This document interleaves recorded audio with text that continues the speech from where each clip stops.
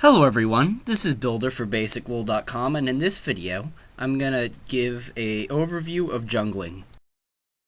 In this video, I'm going to assume you already know how to clear camps and have a general idea of what you want to build. This video is going to focus more on the mindset and a couple of different things that a jungler will do over the course of a game. If you want to know some more basic concepts of jungling, you can look at the video, Learning to Jungle. Jungling is different from the other roles in League of Legends. You focus on the big picture more, and jungling is about making strategy decisions. Whereas a lane will most of the time stay and constantly trade over a period of time, the jungler has to move and decide which direction they want to go, what lane they want to gank, and what objectives they want to focus. As a jungler, you have a couple of goals which you want to accomplish throughout the course of the game. You want to secure objectives for your team, which include buffs, towers, and dragon. And you also want to make kills and create pressure throughout the map. Pressure is a concept that's hard to define, but basically it boils down to the enemy team is afraid of you. And if you're doing really well as a jungler, you create pressure for the enemy team because they know that if they dive in too hard, you might show up and might kill them. And creating pressure in a game is something that is hard to simply describe, and it's something that you'll learn as you play more and more jungling. Also, you want to obviously clear your camps in order to gain golden experience, because if you fall behind in golden experience, you're much less effective at your other two goals. As a jungler, you should have a certain mindset which is somewhat different from when you're laning. You want to plan ahead. So, for example, you might say, I'm going to clear blue buff, then I'm going to clear the white camp, and then I'm going to try to gank top lane. But feel free to deviate from that plan. If you see a fight breaking out, you should definitely head over to do that fight. It's important in planning ahead to know the timers on buffs, dragon, and baron. Buffs respawn 5 minutes after you kill the last minion in the camp, whereas dragon respawns 6 minutes after you kill it, and baron respawns 7 minutes after you kill it. What a lot of junglers will do is to type into chat when the buff will respawn and then keep track of when it's respawning so that it can be ready to get it just when it spawns. Also, as a jungler, you want to keep your eyes open. You want to be always looking at the minimap, and also you want to understand how the game is going. You want to understand which lanes are having trouble, which ones are doing well, and how you can do the best to help your team.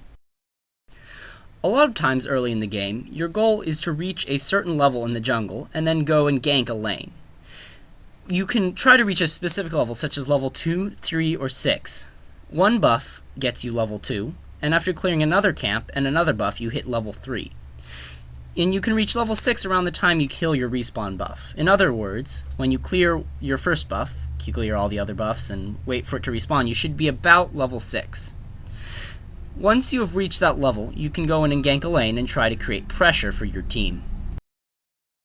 Another thing you can try to do early on when jungling is to steal the enemy's buffs in order to deny gold, experience, and the buffs from the enemy jungler. You can do this a couple of ways. You can either invade with your team, in other words, group up as 5 and just run towards their buff and try to fight, or you can counter jungle the second buff. In other words, you can clear your buff and then head to their buff and try to kill it before they arrive, or kill them while they're doing their buff. Here are a couple of the buffs, and there's a lot of different routes you can take, whether invading with a group of 5, or counter jungling and going into their lane. You should try to work out your own strategy and practice it from game to game to see how well it works. Ganking can have a couple of goals. A lot of people will try to kill the enemy when they're ganking them and go all out for that, but there are a lot of other things that you can get from ganks. You can try to damage the enemy or relieve pressure for them. In other words, if your lane is having a hard time against their opponent, ganking them, even if it doesn't kill them, can damage the enemy and give your ally some help in the lane. Also, you can try to push the enemy out of lane. If you're able to get the enemy low enough so that they're forced to recall, you can then help your ally push the lane and take their tower, or if you're in bottom or mid lane, you can rotate to take dragon. If you watch the Learning to Jungle video, you remember this picture on when it's a good time to gank. If your base is on the bottom left side, you want to gank people when they are in the green area, because they have to run much farther to get back to the safety of their tower. Whereas if they're in the red zone, it'll be much more challenging to make an effective gank, unless you want to turret dive them, which is a very risky decision to make, and can be made on a case-by-case basis. Killing Dragon and Baron are important objectives to secure for your team, but you shouldn't expect the enemy team to just let you take them. You generally want to have an advantage when you're trying to take Dragon or Baron, either having killed an enemy or more, making it a 5v4, or to be ahead enough so that you think you can win a fight even if they interrupt you while you're doing Dragon or Baron. To do either, you want to set up wards around the area in certain spots to see if the enemy is coming, and you want to clear the monster itself of wards using a scanner, trinket, or a pink ward. Also, you want to make sure to use Smite in order to deal the killing blow to Dragon and Baron in order to gain the gold and experience and possibly buff from the monster.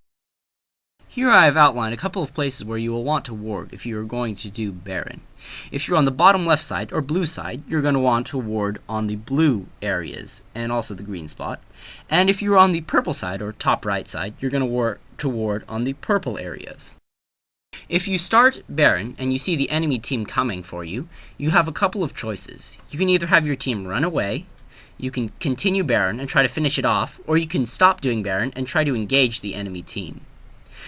And there are situations where you will want to do all of these, but they depend on how quickly you can finish Baron and how ahead you are from the enemy team. Well, that's it for this video. For a more in-depth look at the concepts covered in this video, please visit BasicLoL.com. Also, if you want a more basic version of how to jungle, you can watch the Learning to Jungle video. Well, that's it for this video. Thanks for watching and have a wonderful day.